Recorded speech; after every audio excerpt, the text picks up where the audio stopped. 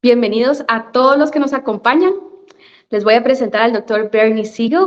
Bernie Siegel es un doctor que es cirujano pediatra de entrenamiento de cirugía, luego hizo cirugía pediátrica en Estados Unidos y en su camino se dio cuenta que le hacía falta a él, lo llamaba la espiritualidad, y hacía falta la espiritualidad en sus pacientes y comenzó a poner atención en la intuición y comenzó a tratar a los pacientes involucrando más la psicología y de esa manera cambió un poco el abordaje a sus pacientes y vio cómo sus pacientes se mejoraban. Comparado con otros doctores, él tenía mejores resultados. De manera que poco a poco se dio cuenta que ayudaba más a las personas y él se dedicaba solo a esto y dejó el quirófano para dedicarse a esto. Así que Bernie Siegel nos aceptó la invitación para estar aquí con nosotros. Es un honor para mí presentárselos. Tiene muchísimos años de experiencia. Él es un doctor que está con mucha energía, ahorita lo van a conocer, pero solo conocerlo a él como persona, cómo ve la vida, cómo él vive la vida, ya va a ser de ganancia para todos nosotros. Es para mí un placer que esté en este espacio con nosotros, pero además que no solo Guatemala está presente, sino que hay otros países presentes de Latinoamérica. Así que bienvenido, Bernie. Hello, Bernie. Welcome. Hello. So I'm honored. I was introducing you to the audience, and I am honored for your presence here, and we are eager to hear from you. Thank you. You want me to begin now? Yeah. All right. Well, I made a bunch of notes, just thinking back over my life and what happened. I mean, one of the things I think it was in something you sent me, how the doctors who are doing these things and changing, people think they're crazy. And I have a magazine here, well-known New York magazine, and it says the controversial Dr. Siegel interview, and that's from years ago. It's part of why I got on television shows and was interviewed. Yeah, on what's her name, Oprah Winfrey and everything else, because I was a problem. And so they would have me on and not tell me, but have 6 doctors sitting there to yell at me and tell me I'm crazy and I don't know what I'm doing. The one I really respected, it's not that Oprah disagreed with me, but she wanted to put on a big show. So she, brought all my problems on the show with other doctors to fight with me. Phil Donahue had a show back then too.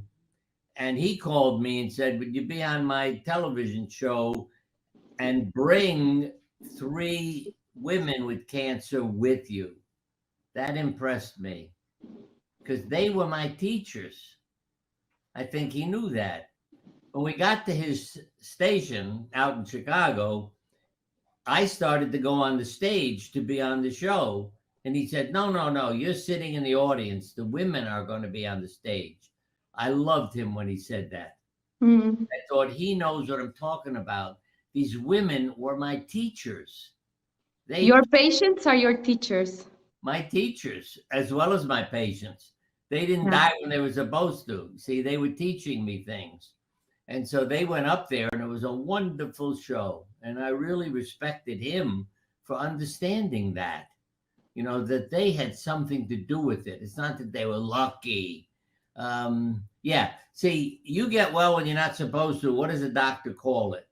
Spontaneous remission. Yeah. Well, how do you know what the hell that is?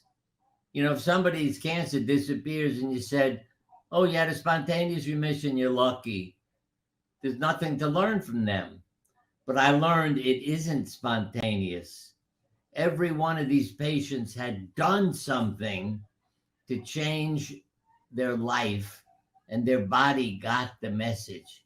And let me say, one of the books, I'm glad this came up because I didn't put it in my notes, the book Cancer Ward by Solzhenitsyn. Now, here's an author who had cancer. He's writing about the cancer ward, the hospital filled with cancer patients. And on one page, he says, one of the patients comes in and says, Oh, I found this book in the medical library. It says here there are cases of self-induced healing, not recovery through treatment, but actual healing. See? And it was as though self-induced healing had floated out of the great open book like a rainbow-colored butterfly. There is the whole story. See, what do doctors talk about? Your cancer goes away and you go to the office, they say, oh my God, you had a spontaneous remission. Hey, stupid, why don't you ask the patient, how come you didn't die when you were supposed to? It's not a spontaneous remission. They'll tell you, I changed my job, I moved, I did this, all kinds of things. And their body got the live message. And the live is the rainbow-colored butterfly. You're trapped in a cocoon. You bust out. You spread your wings. And why the rainbow? It's all the emotions in your life, but they're in order in a rainbow. And you spread your wings and you become your true self. Now, some crazy little stories that always make people laugh, because I had a lot of people, once they heard they were going to die in a short time, they changed their business. They moved to a new, place to live. They did all kinds of things. Just these stories were so funny because I started saying to people in the office, how come you didn't die when you were supposed to? Because I thought they were dead. They hadn't come back. And then they always had a story to tell you. One fellow was a landscaper and he developed cancer. And I had operated on him years before when he had a hernia. And we operated on him for the cancer. And I told him, you need more treatment. I couldn't get every cancer cell out of your body. He said, no, it's springtime. I'm going to go home and make the world beautiful. So when I die, I leave a beautiful world. And as I said, he was a landscaper. 6 years later, my nurse hands me his chart. I said, he's dead. Get the right chart. She said, Bernie, open the door. So I opened the door to the examining room and there sat John. And I said, wow, what happened? He said, oh, I have a hernia from lifting boulders in my landscape business. But he became my therapist. And I'm not kidding when I say that, because if you went for a walk with John in the woods, you were in heaven. I mean, and religions have this aspect of going out in nature. And what it does to you and your body and changes it. And John lived to be 90, and I was at his wedding, 70th wedding anniversary. And I told everybody there, this is not an accident. See, it's not a spontaneous remission. He went home to make the world beautiful. He didn't go home to not die. And it doesn't have to be complicated. It's always hard for me to stop telling stories. A fellow who was told he's going to die, in a short time. So he said, I'm going out to Colorado to live in the mountains. It's so beautiful there. I said to the family, when he dies, call me. I want to come to the funeral. He's a beautiful person. 2 years went by and I didn't get a phone call. And I thought, what a nasty family that they ignore me. So I called up to ask them why they ignored me. And he answered the phone. And he said, oh, it's so beautiful here. I forgot to die. And those are the kinds of stories I began to run into because people weren't afraid to talk to me. And let me add, this is a big, the people who didn't die, I learned that they always had a story to tell you. Yeah. It wasn't a spontaneous remission. It was self-induced healing. So What do you mean? Asking them all, how come you didn't die when you're supposed to? And they would tell me, how they changed jobs, moved, just began to enjoy life. And you have to remember, that's all science. Monday morning, we had more heart attacks, strokes, suicides, and illnesses. Why? Because people don't like Monday. I have to go to work. I have to do that. Yeah. But if you do what makes you happy, see, when you change your job because you're going to be dead in a short time, or one guy, he wanted to play his violin. I mean, that's what he wanted to be when he grew up, a violinist. But his parents said, we can't be proud of a violinist. Reminds me of Donald Trump down here. You know, we want you to make money, be important, blah, blah, blah. But what did he do? He didn't listen to his parents. He went and played his violin and went into remission and didn't die. Mm-hmm. Because once he was told you're going to die, then I'm not going to listen to my parents. I'm going to play a violin. And those are the things people were not afraid to tell me and talk to me about, because I wouldn't be calling them crazy. Because you were open to them, Bernie. Yeah. How come patients were open to speak to you? Can you tell us about it? How come patients were open to speak to you and not to other doctors? Oh, yeah, what do you because think I was the wasn't factor? a normal doctor. You see, that's the important part that I always tell nurses and doctors. Don't be a normal doctor or nurse, because if you're not normal, then people come to you and tell you things that are mystical, spiritual, that they're afraid to tell you otherwise. Because patients would say to me, the doctors think I'm crazy, the nurses think I'm crazy, I know I can talk to you. This was a classic that happened at Yale. I get a phone call from a lady, can you come to my hospital room, please? I need to talk to you. Everybody thinks I'm crazy. I go down there and she said, Dr. Siegel, I had a heart-lung transplant. And after surgery, when I go to sleep, the young man whose heart and lungs are in me comes to me in my dreams and talks to me. And they all think I'm crazy. And she said, I know his name and, all these other facts about him. And including motorcycle riding that she suddenly is liking and wants to do. I said, ask him for his family's name and phone number. And in one of her dreams, she did. And he told her his name and phone number.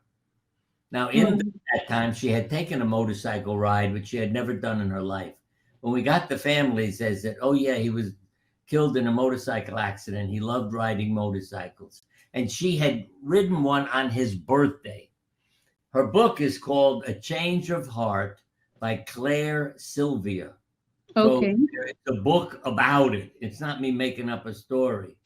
But you see, why does she tell me? Everybody else thinks I'm crazy, so I can talk to you.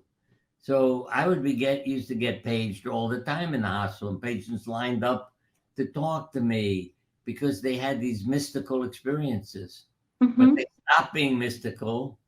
The nurses began to believe them, and other doctors too, because I did a lot of work with drawings, as I mentioned.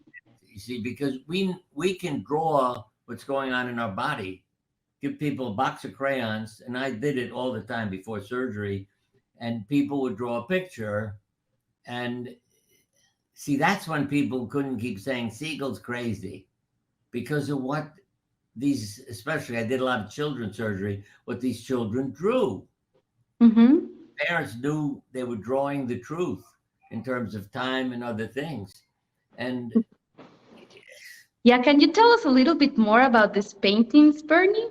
yeah, well, let me just say this. So remember, if something happens to you that's not normal, tell everybody about it. Now, they may say you're crazy, see, you're controversial, but what happens? A year later, oh, I got a story to tell you. Let me tell you what happened to me. See, then they talk to you, and the word keeps spreading, because as more people have experiences, they're not afraid to talk to you because you something happened. When I am open, then people will come more to me. They're not afraid to speak, right? And so I don't worry about people saying he's crazy, because I know the truth. And see, a big part, I do a lot of work with drawings, because I was working with Elizabeth Kubler-Ross to help me. I drew a picture for her. What are you covering up? I said, why are you asking me that? And she mentioned what I had drawn that was symbolic of covering up.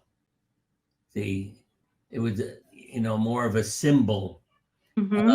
Then she asked me, why is 8 important? Well, you drew 8 trees. Um, so all these things in the picture that made no sense to me. And like the covering up could be the mask, in the operating room, things like that. They meant nothing to me. And she's asking me all these questions that had a lot of meaning to me. The covering up, for instance, I said, why do you ask me that? You used a white crayon on a white piece of paper. It's already white. You don't need a white crayon to make snow. It's already white. So it's one thing after another that happened, including an angel who I met in a meditation named George, dressed rather strangely. I'll explain that later, but I didn't know why he was dressed the way he was. But he has been in my drawings, and to me it was an imagination until I spoke at a Christian funeral a couple of years after I had drawn a picture of him. And Elizabeth Kubler-Ross was at the funeral too. She knew the man who died. And she said to me, Bernie, are you Jewish? I said, why do you ask me that? Because there's a rabbi standing next to you. And she described George in complete detail. Elizabeth Kubler-Ross did. Yeah, all his religious clothing that I didn't understand when I saw him in my first meditation. It's like, why is he dressed like that? But once she said that, it was like, oh my God, that's why.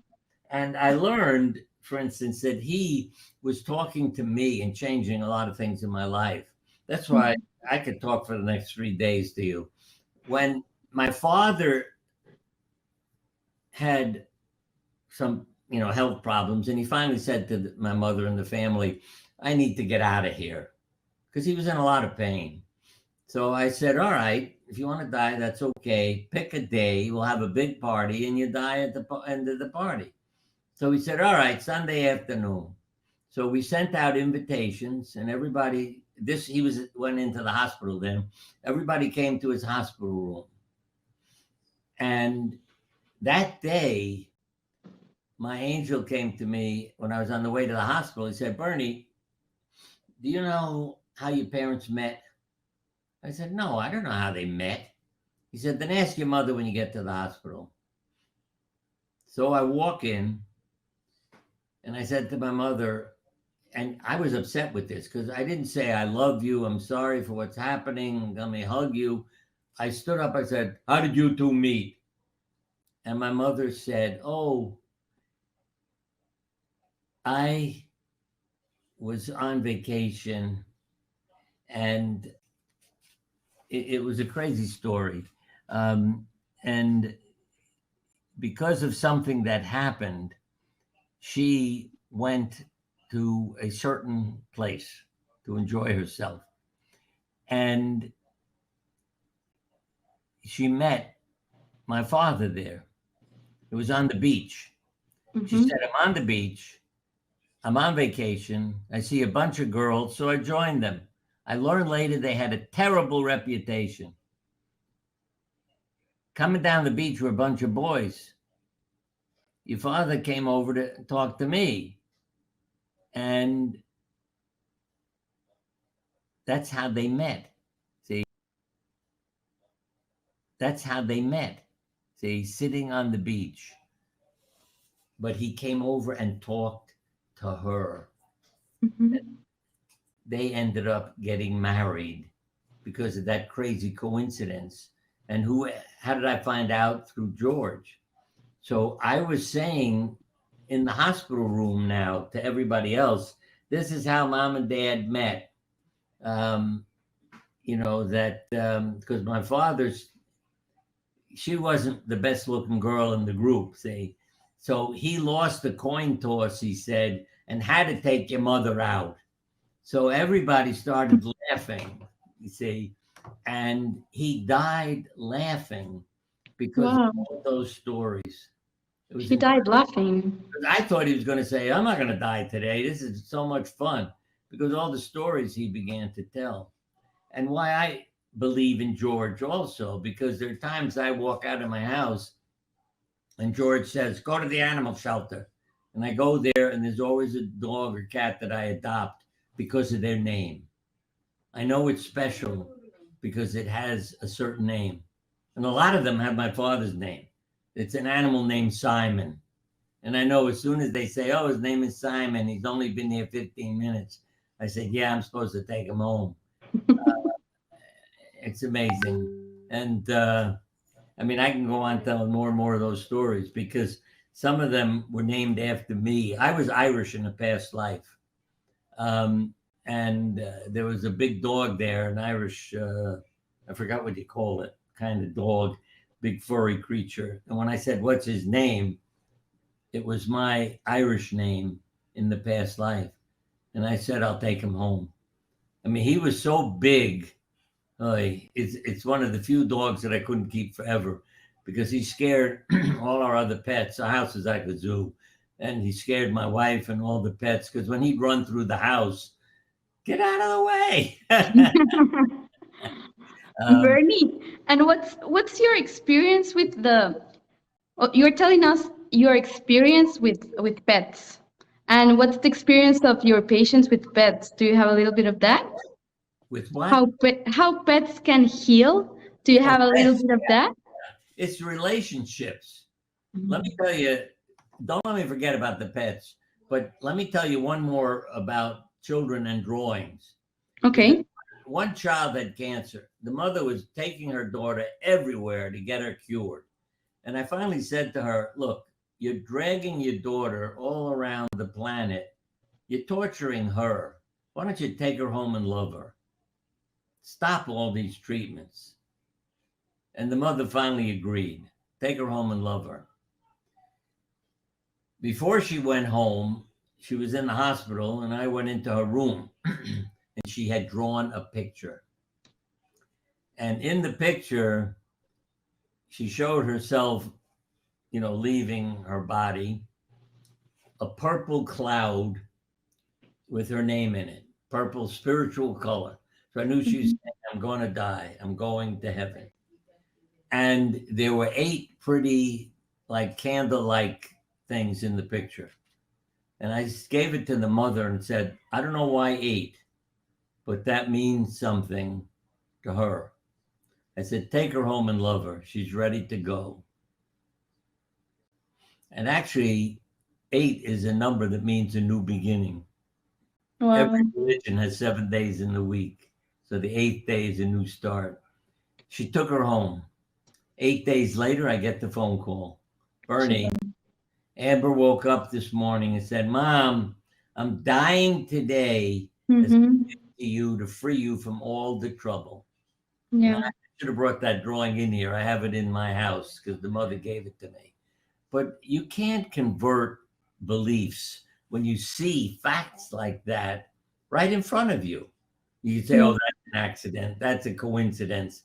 No, not when it happens over and over and over again. Then the drawings become interesting in the hospital. Yeah, I mean, and some are funny, because one of the anesthesiologists made a coloring book for the kids because he saw how much we were learning from it. The first page was, you'll meet somebody called an anesthesiologist.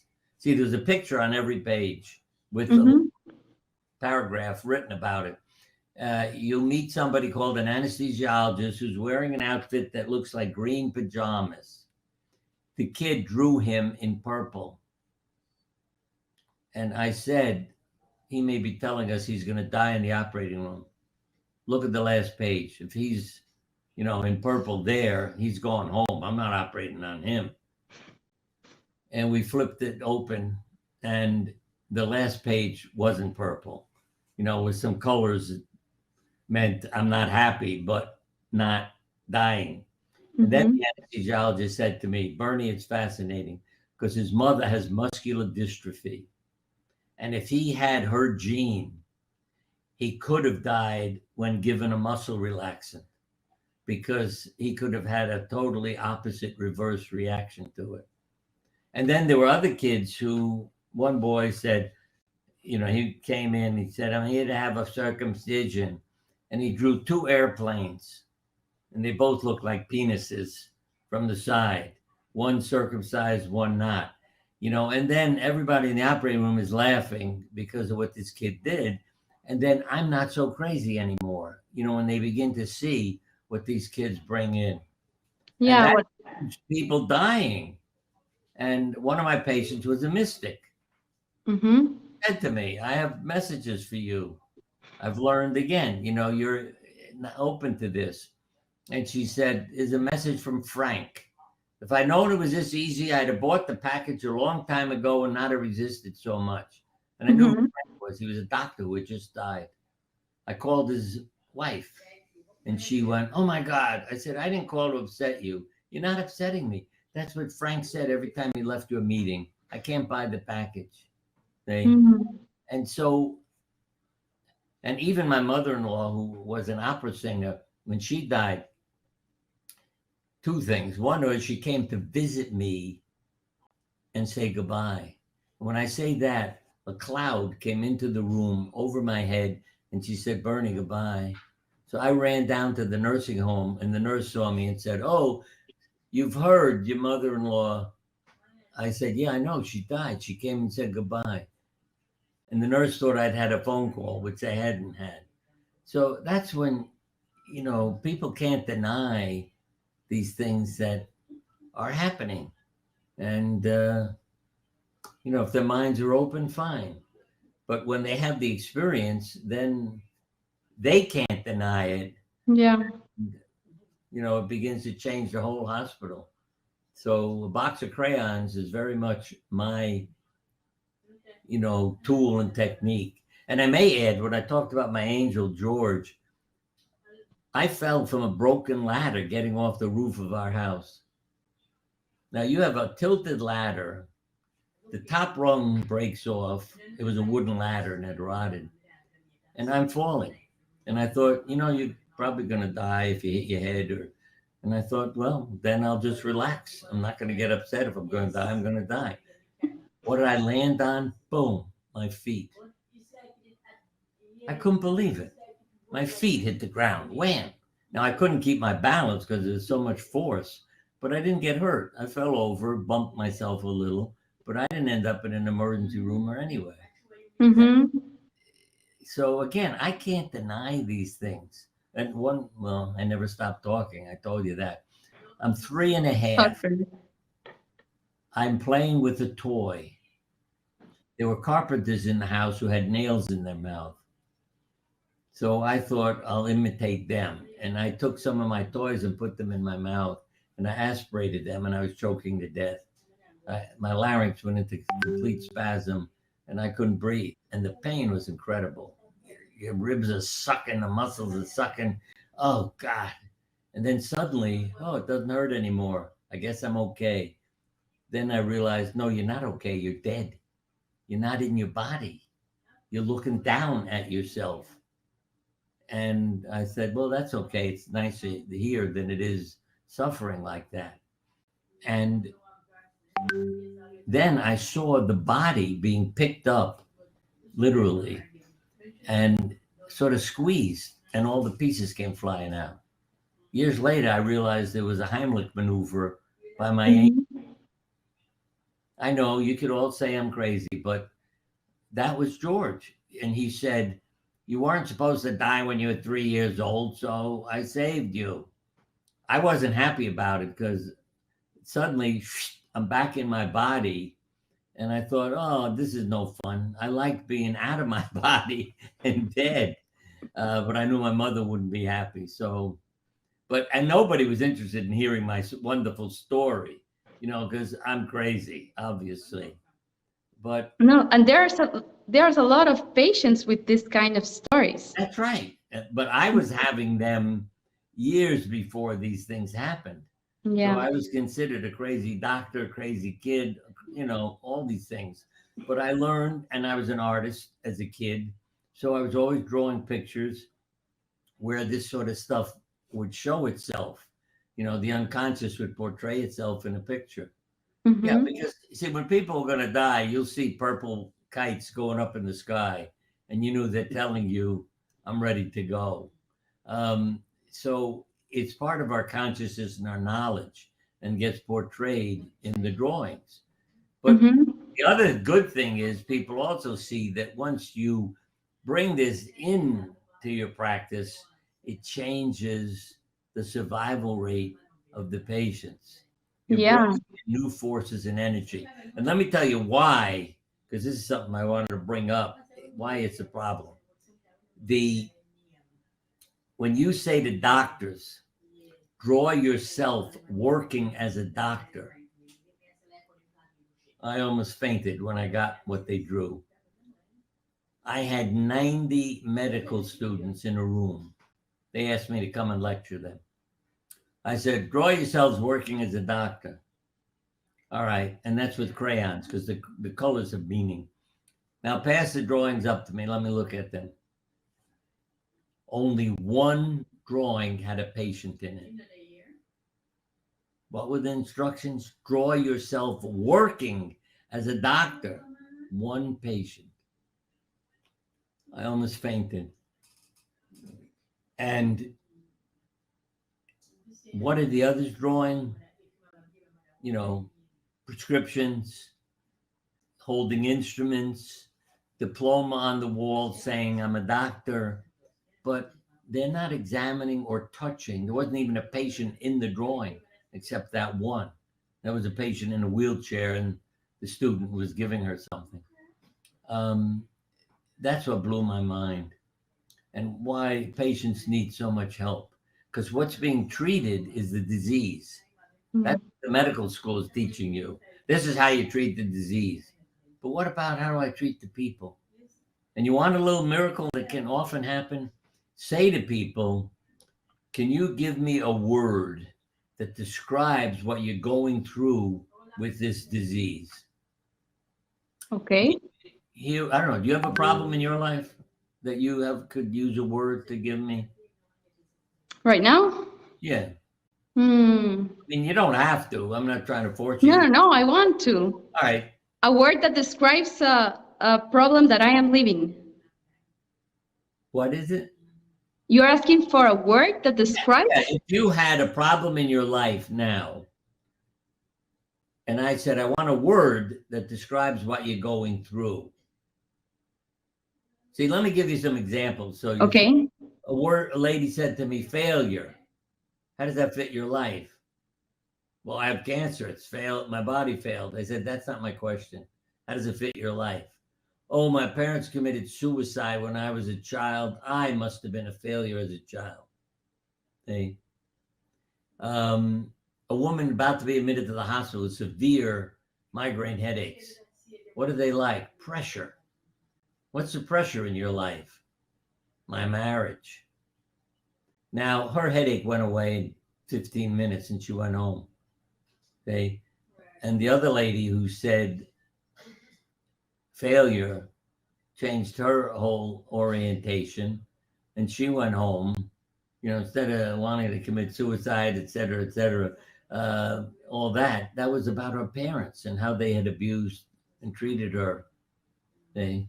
Love is the biggest thing with illness. You had mentioned again about pets. I always loved one cardiac physician in Australia. He was going around to all the homes, you know, of his patients. And he said he noticed that the people who didn't die, more of them had a dog in their house.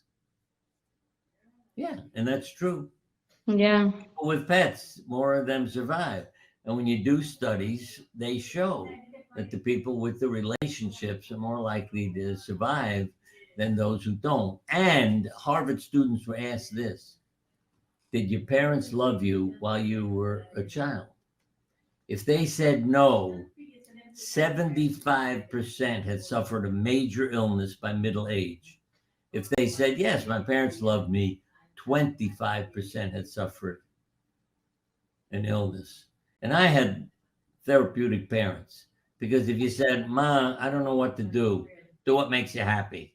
Mm. She never helped me decide. I used to get upset with her. Ma, I need your help. Do what makes you happy.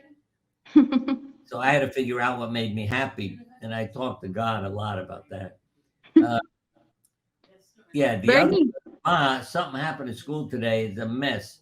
God is redirecting you. Something good will come of this. Ma, did you hear what I told you? It was a disaster today. Yes, God is redirecting you. Something good will come of this. So again, I couldn't have anything go wrong. And my father, because his parents died when he was a kid, said, the reason we're here is to help other people with troubles. So, it's like, and I mean this literally, if you won $1 million in the lottery, use it to help people. It wasn't to buy a bigger car and a bigger house, and it was to make it a better world. And I didn't know I grew up with such strange parents, because the other kids weren't hearing those messages from their parents, and I was. So that's all the difference in the world. And I'd say reparent each other. yeah. And the other is don't be afraid to tell a doctor to take care of you, not just your disease, but you. See, famous paintings, I'm looking up because they're all around me. God's in them, Jesus, doctors, what are they all doing? Looking at a patient. They're all thinking. The only one in the picture who's touching the patient is Jesus. Every doctor in every painting is thinking about, what can I do? How can I treat this disease? Yeah. Stop thinking. Pay attention to your life and watch what happens.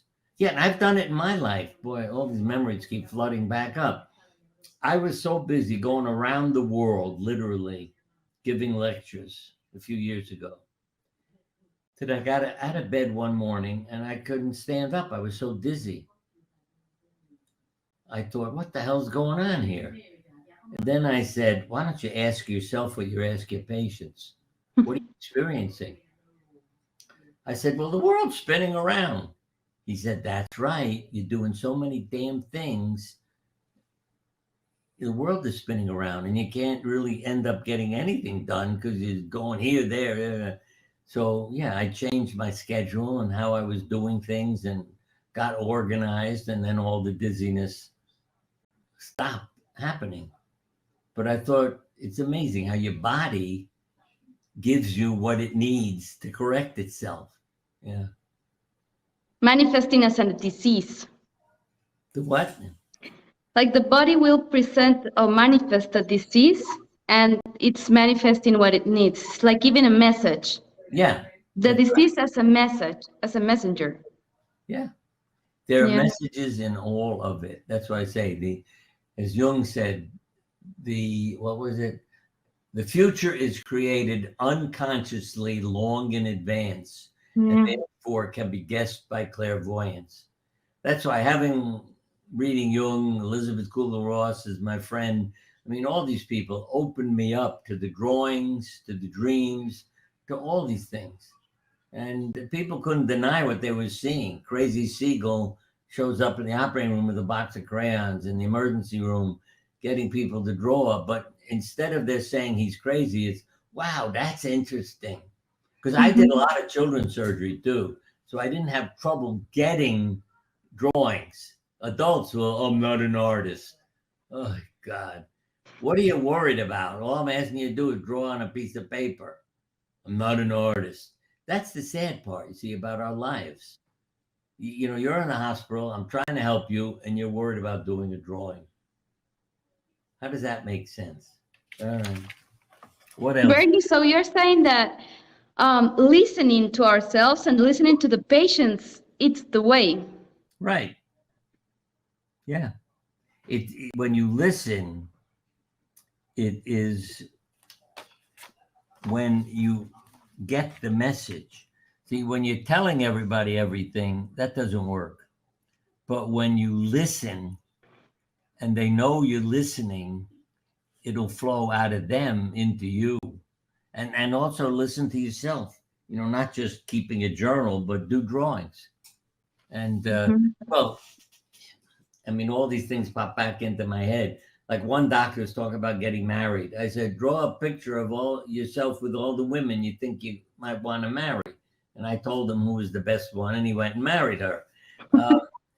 Because it's obvious when you look at the drawings, you know, you might think one is pretty, one I feel a better relationship with, you know, I'm touching them. And there's all these little things in them you can point out and what a difference it makes.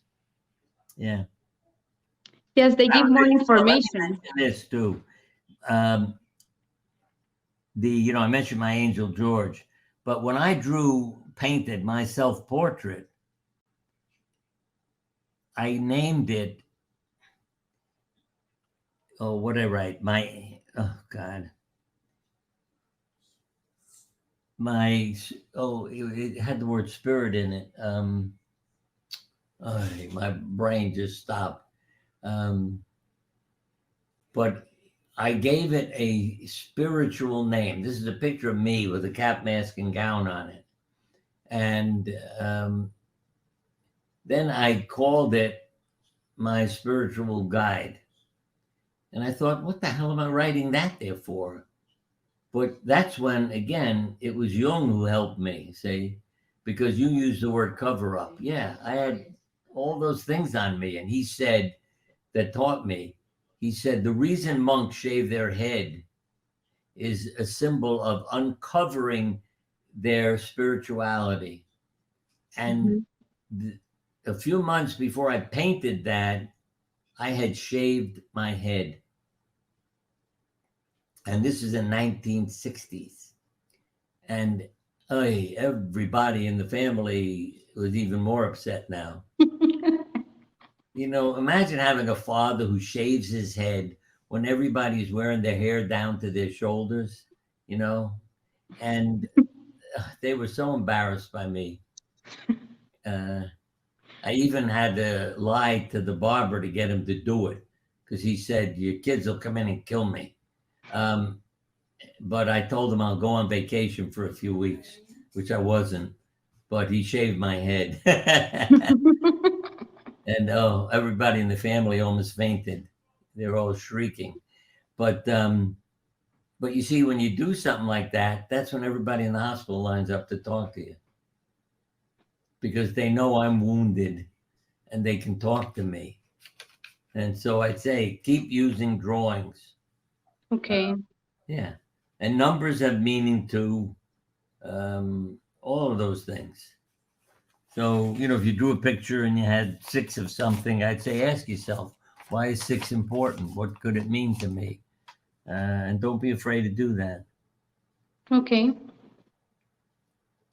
And we do live past lives. That I know of also. Our consciousness doesn't die. Our bodies do. Yeah. So you come back with certain interests, certain skills. You know, it's not that it decides what you're going to do, but the interests that reside within you, and off you go, like the way I started painting pictures. I mean, to me, I knew there was something going on here to bring forth like what's within me, not thinking and all those things, but the pictures. And I have to tell you one funny story. Because our house was always a zoo, because I learned the power of animals. When I say it was a zoo, I mean, we had every kind of exotic pet, as well as, you know, dogs, cats, snakes, all kinds of things. Because the veterinarians used to bring us creatures that people didn't want. We have 5 kids. And they'd say, Bernie, would you take this exotic pet? The people don't want it anymore. I'd say, sure, just bring it over. And so our house was, you know, a shelter for animals. And I had fenced in a part of the front yard so they could come in and go out of the house. But one day, see, when I'd come home from the hospital, what healed me? To paint a portrait. And I'd pick out a creature and I'd say, sit, and I'd paint it. And if you came to our house, you'd see all these paintings. One day I'm driving up the driveway, every single child, and we had 5 of them, and every animal was running away from the house into the woods. And Right. I really panicked. You know, I thought, oh my God, is the house on fire? What happened?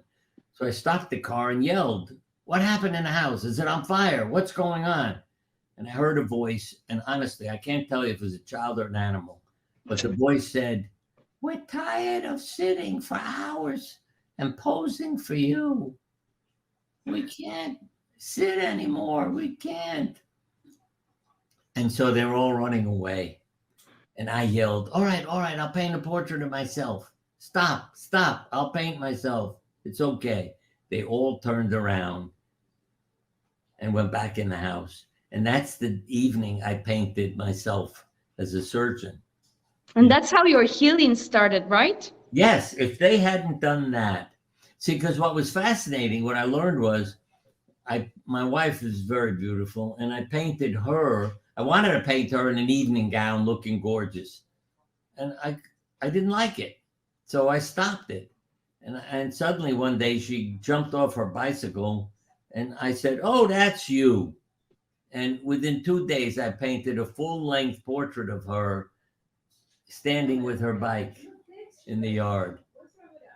And that's still with me because she died 5 years ago. So I keep her with me. And that taught me something too. When I was seeing the real her, in 2 days, I've got a wonderful portrait. When I'm trying to paint this princess, that's not her. And it doesn't work for weeks. So I learned about that. If you know your person, yeah, the painting will be a hell of a lot easier than if you're trying to make somebody a king or a queen when that's not who they are. Yeah. Mm-hmm. So Bernie, and all this, I admire that you are a very brave man that came with all this stuff a lot of years ago into the medical system and got better results than the classical Yeah. treatment for patients. You see, that's in many articles way back when, how women outlive men with the same cancers. And you'd meet doctors who say, well, there must be the women's hormones are protecting them. But it's the same cancer as the men. You know, why should their women hormones be protecting them from this cancer? And what you realize is when you begin to listen to people in the office, what do men say? With their wife and children sitting there. I can't work anymore. What's the point of living? You have a wife and 3 children. That's a good reason. Oh, I mean it. They look like, oh, I never thought of that. I thought I was just here to work. And then the women would say things like, this woman had 6 kids. I can't die till they're all married and out of the house. And she was supposed to die in a short time. When did she die? 20 years later, when her youngest child left home. That taught me so damn much, you know, about how people affected their survival. And I didn't tell you about the guy who went to Colorado, did I? Because that was really funny because, you know, all these people knew Siegel's philosophy. Go do what you want to do before you die. So he said to me, I'm going to Colorado. It's beautiful there. I want to die in the mountains. So he packed up and left for Colorado. I said to the family, call me when he dies. I'm close to him. I'll come to the funeral. Oh, yeah. Yeah, true. You tell that. You told that. 4 years went by and I didn't get a phone call. So I called him and he said, it was so beautiful here. I forgot to die. And, yeah. You know, and there were multimillionaires who changed their whole business, you know, because they had this formal business where everybody's in a suit and a tie and looking efficient and, you know, impressing customers. And then I'm going to die in a couple of years. All right, everybody, wear whatever you want me to come to the office. Who cares? And he introduced me at a lecture many years after he was supposed to be dead. And I said, how can you get up on a stage and introduce me dressed like that? And he said, when they tell you you're going to be dead in a few months, who cares what you're wearing? So I laughed. But I learned from those kinds of people, you know, why would a guy come into this fancy affair where we're lecturing dressed like that? well, why not? If I'm going to be dead, what the hell's the difference? And you learn from the patients, believe Yeah. me. And I've done a lot of things with myself too. I don't think I've had my life threatened by any illnesses yet, but just communicating with my body and keeping me functioning and going. I'm 90. I don't know if you know that. I Uh, know. yeah. And it just, the years just keep going by. I don't think of myself as an age. It's one day at a time. You just keep going. And Yeah. I can tell you, some of my family members lived well into their 90s. My father-in-law was 98. I wanted him to live to be 100 and get him on television. But you see, that's the bad part. I'm telling him, I want you to live to be 100 and get you on television. But it's him. It's his body. What the hell am I asking him to live another 2 years to make me happy? Mm-hmm. And so he said, no medicines, you know, and he went to sleep and died that night. Yeah, no meal and no medication that night because we were visiting him in the hospital, and he died quietly. And I told the nurses he's going to die tonight because he made that decision, and he did. And believe me, we have that will to live as well as the will to die. Mm-hmm. Enjoy life. Your body will do what it can for you. Thank you, Bernie. So, all this, the way we think, the way we heal our life, then our body starts to work Let its way. your heart make up your mind. Mm. What do you That's mean with that? What do everybody. you mean with that? When somebody says, "What do you want to be when you grow up?" You let your heart make up your mind. What would feel good for me? Say, not what will make my parents happy. That's why, I mean, I don't know if you read much about Donald Trump and all the things that have gone on here, but I know his parents, I would say, didn't really love him. They wanted him to make money, impress everybody, you know what I mean? Be famous, become a president, and all the finagling and all the things he's doing that get him into the newspaper and into trials and everything else. That his parents did that to him, you see. And I grew up with love. My parents didn't say, "I want you to be a doctor." They didn't want me to be a doctor. Because my father, he was in the movie business with the American Broadcasting Company, and he was thinking, if you go into business, I can probably get you a job, with the company. And Mm-hmm. he said, "I want to be a doctor." All right, you want to be a doctor? Be a doctor. So I went and became a doctor. And there are no coincidences. Let me just add this too with my wife. Um, in a past life, I told you I was Irish. My Lord, I went to get therapy for this, and I'll explain it in a minute. See, when I say my Lord, I went to see a therapist, and he said, "Bernie, you hear what you're saying, my Lord?" I said, "Well, it was the Lord of the castle. He told me to kill the neighbor's daughter because of what he was doing to our land." He said, "No, Bernie, it's your Lord. You need to relive this." And wow, I'll tell you what I learned by reliving it at the end.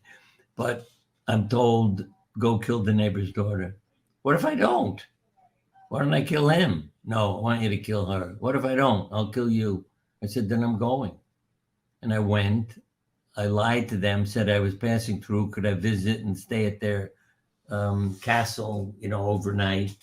And to make a long story short, found out where her room was, went there. I didn't know she had a dog, killed her dog and killed her. I cried for hours after I lived this. And then I go back to my Lord and I said, "Okay, you happy now? Here's your head. Look, I chopped it off." He said, "I didn't do that. You decided to do it. If you had faith in me, this never would have happened." And what I learned in therapy was, Bernie, you keep saying my Lord. I said, yes, the Lord of the castle. No, it's your Lord. If you'd had faith in your Lord. And I relived it. And I said, okay, yes, I'm going to kill her. He said, no, I just wanted to know you had faith in me. I want you to bring her here with her father so we can solve all this.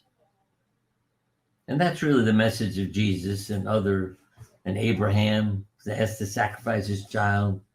I mean, I always had the fantasy if I were Jesus, I would have jumped off the cross, because I think everybody would have really been impressed if I jumped down instead of dying. But I know that's crazy, but that's what goes on in here. You have to have faith.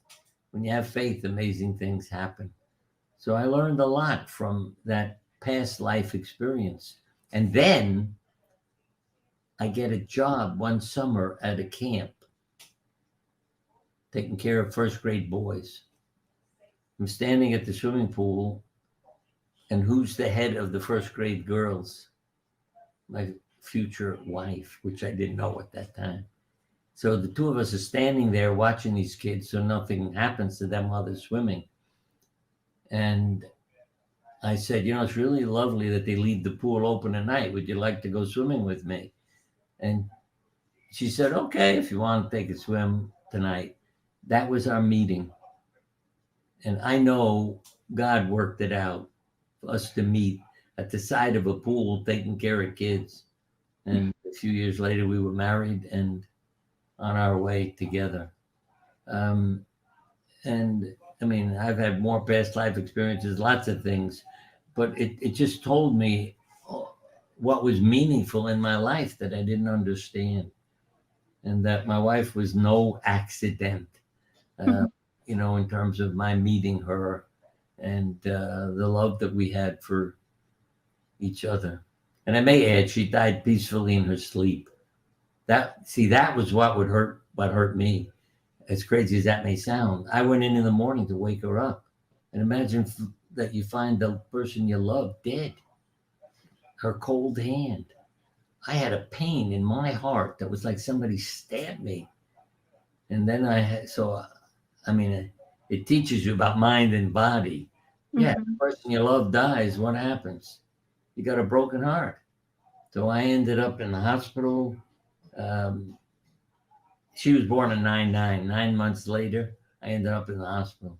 The nines keep appearing everywhere because she's still with me. I know that.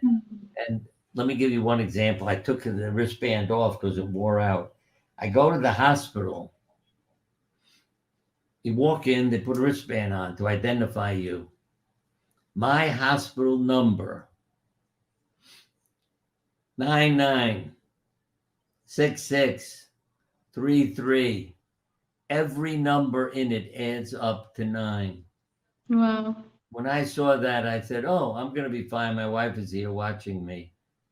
And so that's my Yale New Haven Hospital official number. Wow. And 8 is the number of a new beginning, because every religion has 7 days in a week. 8th day, new beginning. So I have 1-8-996633. And I showed it to everybody at the hospital, and they all think I'm crazy. Because here's this crazy doctor saying his wife, is taking care of him, because look at the numbers on his wristband. But I mean, I know she's taking care of you. Coincidences that you can't explain. Like, we're married on the 11th. I have found more dimes and pennies scattered all around the bedroom, and there's no way for them to get there. But you go in to tidy up, clean up, and all these dimes and pennies are lying everywhere. I mean, it's just bizarre, but it makes me, I have to say, in a sense, a mystical person. Yeah, for sure. There are You all, are. energies that are working. Yeah. Well, Bernie, thank you for sharing your life, your experience, and who you are. Thank you. I'm very honored. Everybody, keep your mind open. And dying, that death is not a failure. We need to remember that. Because I have a T-shirt, joggers, vegetarians, meditators all die. Don't do things to not die. Do them to enjoy the quality of your life. Then you get years added on. All right. Thank you for the advice, Bernie, and thank you for spending this time with us. I'm really honored with your presence. Thank you. Well, thank you very much. I It's think we're going to end the live. I was going to say it's nice of you to listen, um, because usually in the audience when I first started speaking, I mean, people would really look. He's crazy. He's crazy. Yeah, at the hospital, I recited part of a poem once about cancer. Childless women get it, and men when they retire. It's as if there had to be an outlet for their foiled creative fire. Now that's a poem. I just recited it. The doctor in the audience yells, "Just because it rhymes doesn't make it true." See, that I said, it must be true. Why would the poet write it if it weren't true? But they're so into resisting what they didn't learn in medical school and what's scientific. And one more, I keep saying last thing, and I'll keep saying last thing. No, go on. I said to my secretary in the office, send out a letter inviting people to a group for cancer, support and help survival. And I said, tell the secretary to write that it's only for the people from our office who get this letter, because I don't want a mob of people to show up. Well, the secretary forgot to do it. And I was a nervous wreck. You send out a couple hundred letters inviting people to live a longer, healthier life. 12 women showed up. 12. That blew my mind away. I thought, where the hell is everybody? I'm offering them a longer, healthier life, and they don't show up. See, they're afraid to participate. I could be a failure. I could do it wrong. I don't have time. I have to go shopping. It's just ridiculous. But the 12 women who came, my wife called them exceptional cancer patients. And that's what the group became, ECAP, exceptional cancer patients. And you learn more of them are women. As I said, women with the same cancers as men live longer because of what they're like. But they taught me something. And I'll give you the last word, I promise. No, you go on if you want. I went to a workshop, and that's the one where I met George and in meditations and so forth. And my patients were sitting next to me, which I learned was one hell of a compliment, because almost every doctor in the room, his patients sat on the other side of the room. They didn't want to be near them. But this woman said to me, you're a nice guy. I feel better when I'm in the office with you, but I can't take you home with me.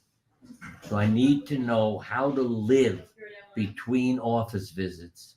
Yeah. That's my whole life. Because I said, all right, I'm not just going to treat disease. I'm going to help people live. And when I went back to the office, one of my partners, who's also a spiritual guy, said, you're gone. I said, what the hell are you talking about? He said, you're not the same person you were on Friday. And I realized it was meeting that lady and what went on at that workshop that changed my whole life. I mean, I changed my life, if you know what I mean. But yeah, people running it were introducing me to things that I never would have encountered or run into. And thank God my partner said that. And you see it in patients too. Some of them walk in and I'd say, oh, you're going to do very well. Don't worry. Because you could feel the energy radiating from them. Yeah, the energy they have, right? Just so empty, you knew they had a big problem coming up. So always ask people, how would you describe what you're going through? Okay. And if it's negative, what do you need to eliminate from your life that matches those words? And did your parents love you? Because if they didn't, you got a problem. But you can reparent people. See, yes. Memories keep coming back to me. I turn my head because I've got things saved from patients. Dr. Siegel, yeah, you're my BD. What do you mean I'm a BD? You're my bonus dad. You're my CD. You're my chosen dad. Patients of mine began to call me that instead of MD, medical doctor. I was chosen dad, bonus dad. Yeah, they were surviving because they were feeling love from me. And They were surviving because they were feeling loved yeah, by you. yeah, and from me. See that Yeah, they were worth something. It wasn't me saving them, if you know what I mean. It's just I that they were understand. feeling that love, and what it did to their chemistry. Mm-hmm. See, on Monday morning, as I may have said already, you have more heart attacks, strokes, suicides, and illnesses. Why? I hate my life. I hate my job. I hate. Yeah. So go to work and die on Monday. But if you love your life and your work, yeah. And so people began to come into the office and say, "You're my CD." What the hell you mean? You're my chosen dad. So I let them know I loved them. Didn't mean you like. In other words, they had to live up to something. Mm-hmm. Had my love. That they didn't have to worry about. I might not like what they're doing or eating or whatever, but I loved them. Yeah. Yeah. And in the operating room and everywhere else, it made a difference.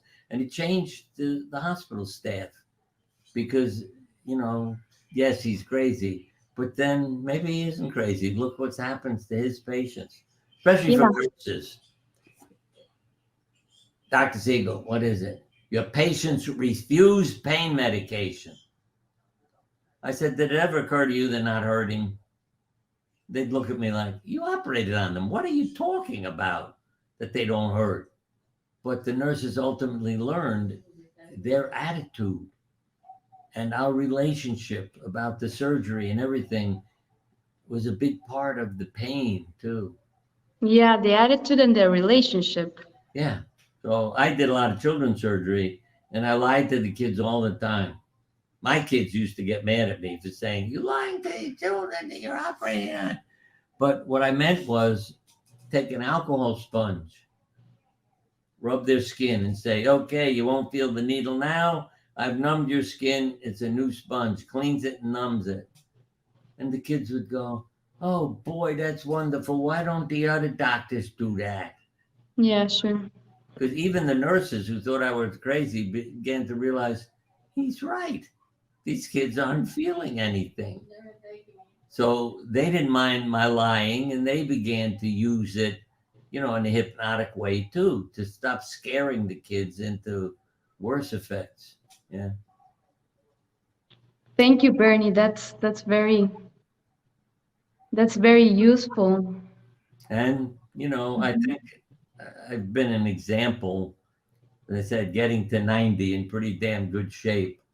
I mean, I've had, you know, accidents, other things happen, but here I am at 90. As a matter of fact, I fell about a year ago with a dizzy spell, which I'm sure was a heart, you know, fibrillation. And so now I can't drive cars and, you know, the kids pay the bills. I don't write checks. It's made my life a little less interesting, but still, I know it was all part of the same thing, and I'm still here doing all this stuff. And Yeah, you have a different view of life yeah, and how it is to be human, yeah, and I right? know it's true. I'm not afraid to talk about it. You know, because I said when you have somebody in the office who says, I can't work, what's the point of living? And a woman says, I have 6 kids, I can't die till you're all married and out of the house, and she didn't die, you realize how much life is a part of what happens to us. And it's Yeah. not calling you a failure if you die. As I say, we're all going to die. You get tired of your body, let it know and just leave. Because I've had so many mystical things happen from dead people coming to say goodbye to me. Um, and I know who they were. They talked to me, said goodbye, and left. When I say left, they just, you know, their spirit went up in the air. And I saw this sort of cloudy thing and it goes. And then all the accidents I've had where I know George was there. I mean, people have crashed into my car. I have been thrown from cars. You're lying in a busy road and nobody runs over you. You know, it's like, yeah. Or when, as I said, that ladder broke. I was expecting that you could die if your head hits the pavement. Um, and I land on my feet. Yeah. No explanation for it until people start telling me they see this guy standing near me, and they describe George. So he's my buddy. And you Well, know, lucky us that you're here when with he us. talks to me, that's why the day he said, "How did your parents meet?" That changed my father's death. Hmm. A beautiful experience and day, because my father died looking so healthy from all the crazy stories my mother was telling. I was worried he was going to say, "I'm not going to die today. Everybody come back She tomorrow." was having fun. Yeah, because he told us, "Hey, I'm going to die Friday. So come, we'll have a party, and then I'll die." So everybody came. But then he was having such a good time. I thought, oh my God, he's going to say, "Everybody come back tomorrow. Let's do this again." But no, when, see, and this is the other thing. When our daughter arrived, we have 4 boys and a girl. She came in and I said, "Oh, Carolyn's here." He took his last breath because she was the last person who said, "I'm coming." Let me tell you one more thing about my wife's sense of humor, then I promise I'll stop. We had 3 boys in a row. And I said to my wife, "I want to have a daughter so when I get old, somebody will take care of me." And she looked at me like, "I am not going to have another kid. I'm going nuts with these 3 boys." And I kept pestering her. Finally, she said, "All right, I'll try one more time. I'll try one more time." And she became pregnant. And then after a few months, the obstetrician said to us when we visited him, "Bernie, Bobby, you're going to have twins." My wife looks at me and says, "If it's 2 more boys, I am not coming home from the hospital." We didn't know what the hell it was going to be, you know. And they would do right around Christmas. But you talk about mind body. This is what my wife was incredible with mind body control.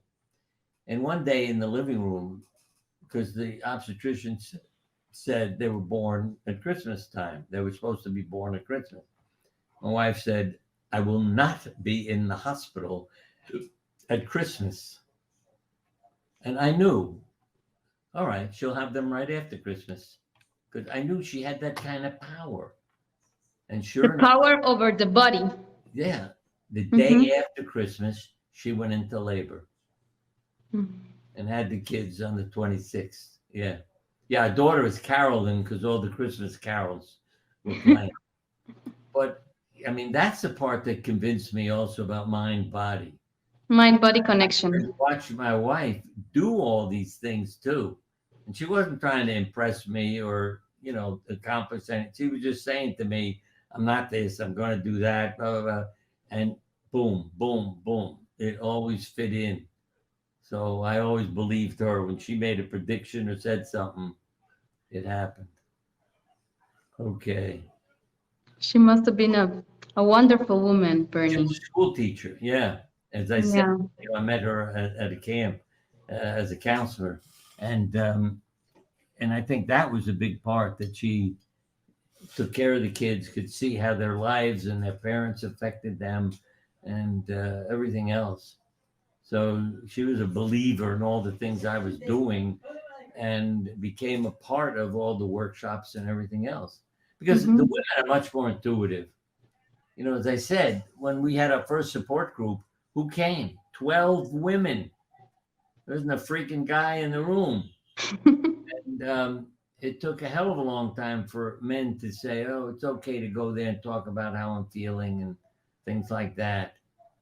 Whereas the women were natural to come and talk about feelings and relationships and everything else.